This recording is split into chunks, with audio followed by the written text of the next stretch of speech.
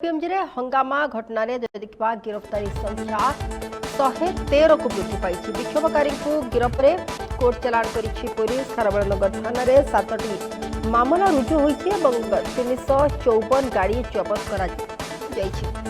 तबे जो बली भाबरे lower PMG गतकाली से खंडयुक्त देखा पाई मिलथिला। कारण देखा विगत 3 दिन धरी ओला उबेर जो रही कैब ड्राइवर माने समान गोटे प्रकार आंदोलन में बसी 3 दफा दाबी रही से दाबी को नहीं आंदोलन देते धारणा देते परवर्ती समय हठात जितेबाला काली परिस्थिति गोटे प्रकार अणायत हो पड़ा और बाध्य हुई पुलिस लाठीचार्ज कर पक्षर ठेला पत्थर माड़ कर अनेक बस्र काच भांगी एपरिक पुलिस जो माने कार्यरत पुलिस सहित जो अधिकारी रही से माड़ मारिबा पछे नथिले।